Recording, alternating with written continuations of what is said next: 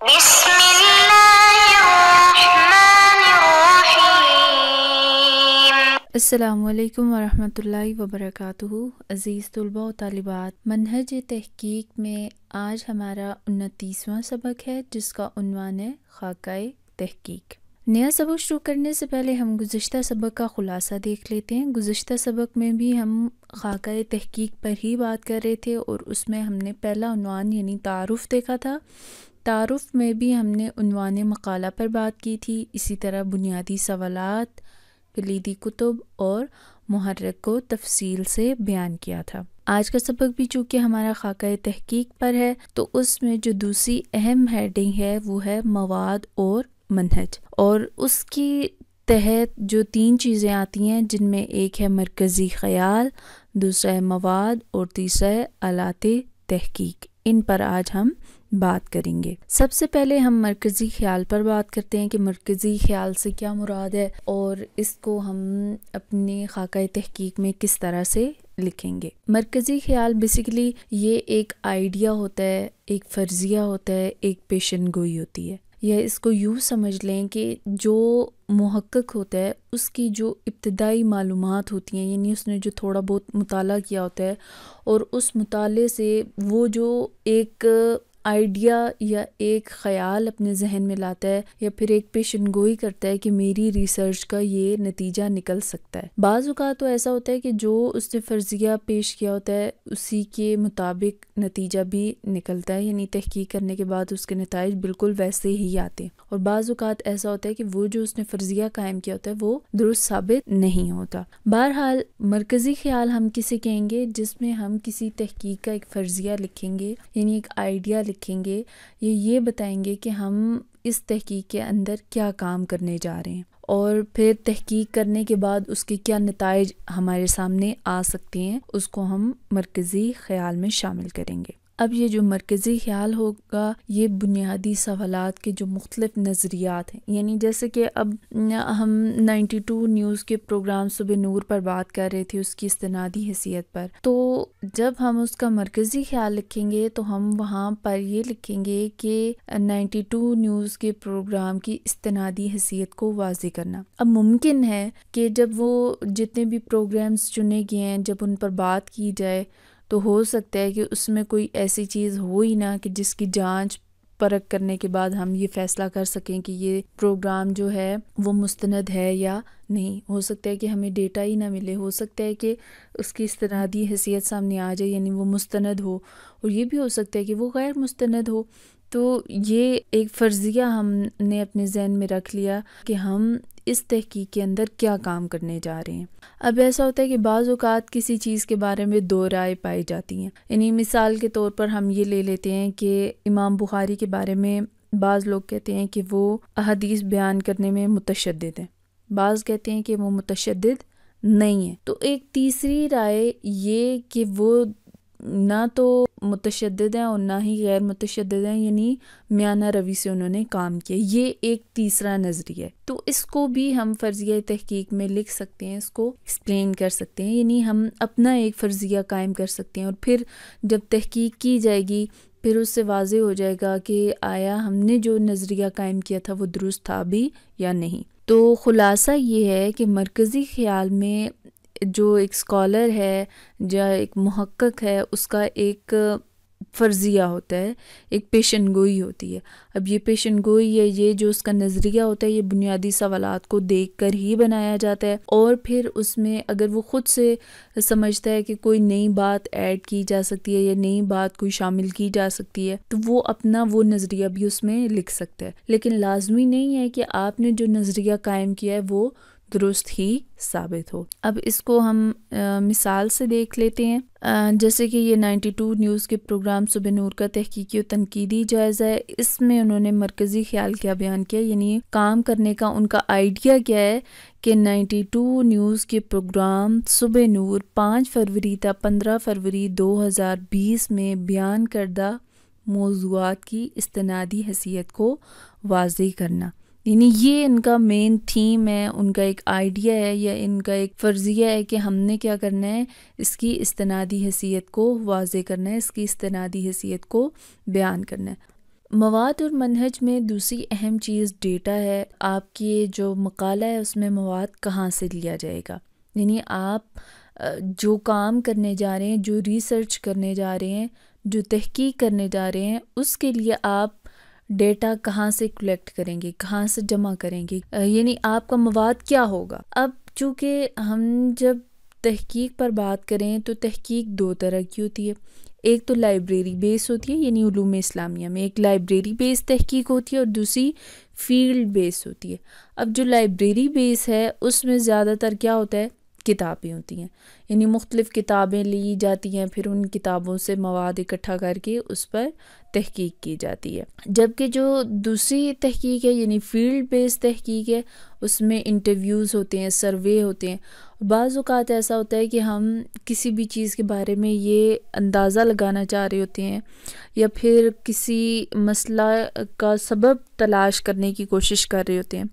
یعنی فرض کر لیں کہ ہم یہ جانچنے کی کوشش کر رہے ہیں کہ معاشرے میں یہ جو بہت زیادہ طلاقیں ہو رہی ہیں اس کے اسباب کیا ہیں.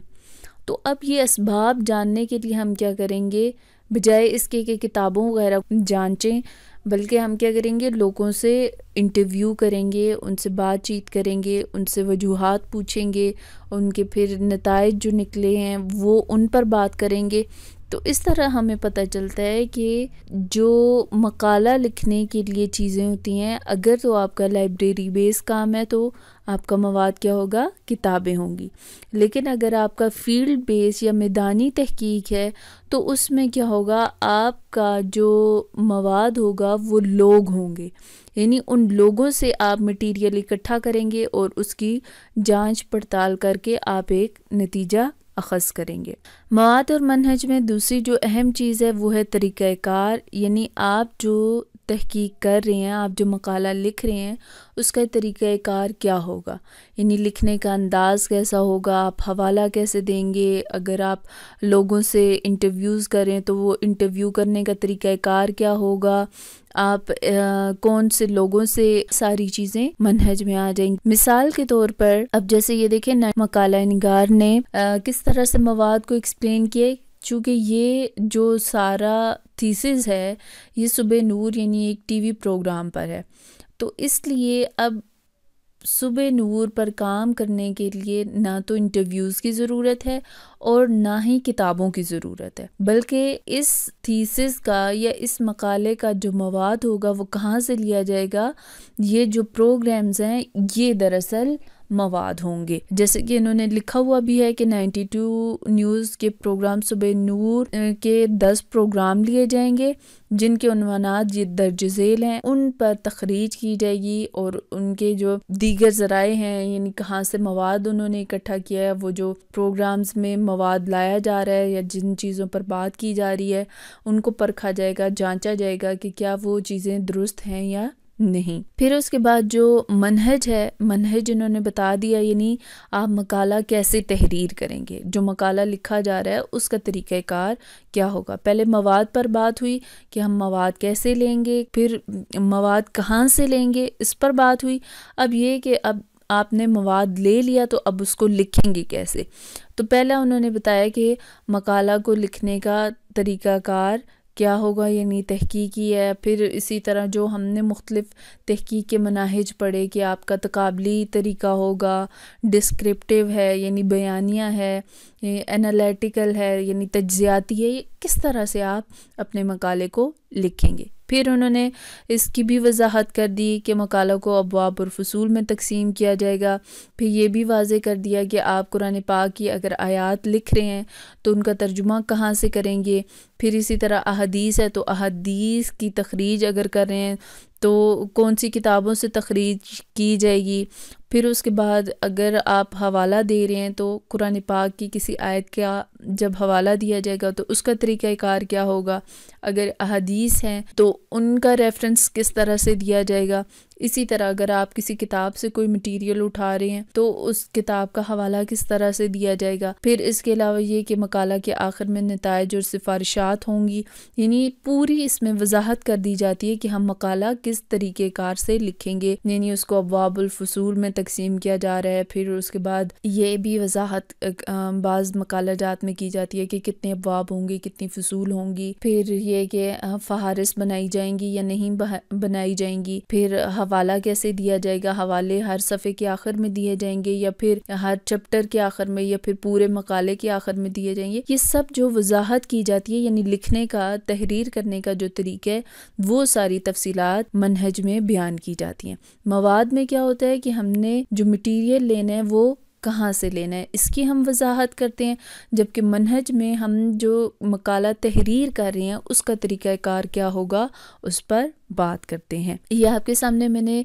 سائناپسس کا ہی اسکرین شاٹ لے کر رکھا ہے تاکہ آپ کو اندازہ ہو کہ جب آپ اپنا سائناپسس بنائیں گے تو اس میں کس طرح سے لکھیں گے. پھر بھی آپ کی آسانی کے لیے میں نے یہاں پر یہ ورڈ فائل بھی کھول لی ہے. اس میں آپ ملاحظہ کر سکتے ہیں کہ 2.2 یعنی جو ہمارا دوسری ہیڈنگ تھی مواد اور منہج، اس میں سب سے پہلے ہم نے مرکزی خیال پر بات کی کہ مرکزی خیال کو ہم کس طرح سے لکھیں گے.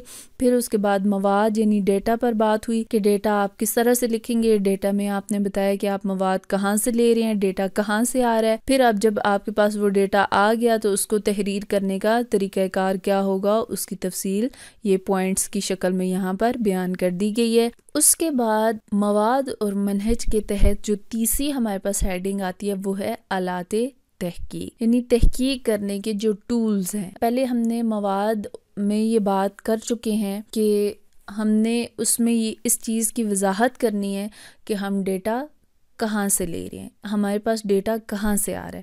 اب وہ جو ڈیٹا آ گیا ہے اس کا طریقہ استعمال یوں سمجھ لیں، یہ سمجھ لیں کہ جو ہمارے پاس مواد آ گیا، یعنی فرض کریں اگر ہم کہتے ہیں کہ ہماری تحقیق لائبریری بیس ہے، ہم کتابوں سے مواد اکٹھا کریں گے. اب وہ کتابیں ہم کہاں سے لیں گے؟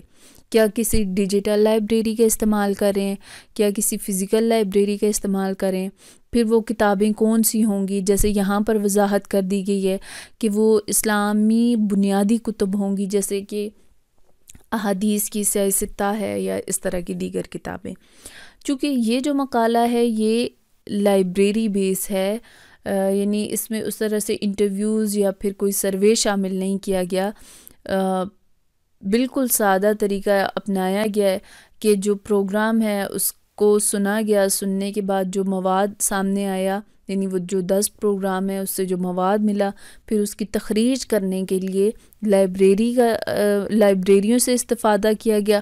اب ان لائبریریوں میں بھی کس طرح کی کتابیں تھیں؟ جو بنیادی اسلامی کتب ہیں، یعنی جدید کتب نہیں بلکہ جو بنیادی مصادر کتب ہیں ان سے استفادہ کیا گیا. اسی طرح اگر کوئی ایسی تحقیق ہے، جیسے میں نے آپ کو پہلے بھی بتایا کہ تحقیقات 2 طرح کی ہوتی ہیں، تو اگر وہ فیلڈ بیس ہے، یعنی آپ یہ کہہ رہے ہیں کہ ہم اپنی تحقیق میں مختلف لوگوں کے انٹرویوز کریں گے. اب وہ انٹرویوز آپ نے کرنے کیسے ہیں؟ مواد میں یہ بات ہو گئی کہ آپ مواد کہاں سے لے رہے ہیں، لوگوں سے لے رہے ہیں، لیکن ان لوگوں سے وہ مواد آپ کیسے اکٹھا کر رہے ہیں؟ کیا آپ انٹرویو کر رہے ہیں، یعنی آپ کا ٹول انٹرویوز ہیں یا آپ کا ٹول سرویز ہیں؟ پھر اگر انٹرویو ہے تو کیا انٹرویو آپ اس کے لیے کوئی اپنے سے فریم ورک بنائیں گے، یعنی کوئی اپنا طریقہ کار رکھیں گے یا کوئی اپنے سوالات ہوں گے، یا پھر آپ کسی اور کا طریقہ کار اپنائیں گے؟ اسی طرح اگر سروے ہے تو سروے کے لیے بھی کیا آپ نے اپنا کوئی ایک خاص اصول بنا لیا ہے یا پھر آپ کسی اور شخص کو فالو کر رہے ہیں یا کسی اور شخص کے بنائے ہوئے ٹیمپلیٹ کو لے کر چل رہے ہیں؟ تو یہ ساری چیزیں آلات تحقیق میں آ جاتی ہیں. آپ کے سامنے ایک مرتبہ پھر میں نے سائناپسس کھول لی ہے. یہ دیکھیں آلات تحقیق کے نام سے یہ تیسری ہیڈنگ ہے، یعنی جو ہیڈنگ 2 ہے اس کے انڈر یہ تیسری ہیڈنگ آ گئی آلات تحقیق کے نام سے. اور چونکہ جیسے میں نے آپ کو پہلے بتا دیا کہ یہ لائبریری بیس کام تھا، تو اس لیے انہوں نے کہا کہ ہمارا ٹولز کیا ہوں گی، لائبریریاں ہوں گی، اور ان لائبریریوں میں بھی جو بنیادی اسلامی کتب ہیں ہم ان سے استفادہ کریں گے. خلاصہ کلام تو آج کے سبق میں ہم نے مواد اور منہج پر بات کی، جس میں 3 بنیادی چیزیں تھیں۔ سب سے پہلے مرکزی خیال پر بات ہوئی کہ اس کا مرکزی خیال کیا ہوگا، پھر مواد کیا ہوگا اور آلات تحقیق کون سے ہوں گے۔ امید ہے کہ آج کا سبق آپ کو اچھے سے سمجھ آ گیا ہوگا۔ آج کے لیے اتنا ہی کافی ہے۔ السلام علیکم ورحمۃ اللہ وبرکاتہ۔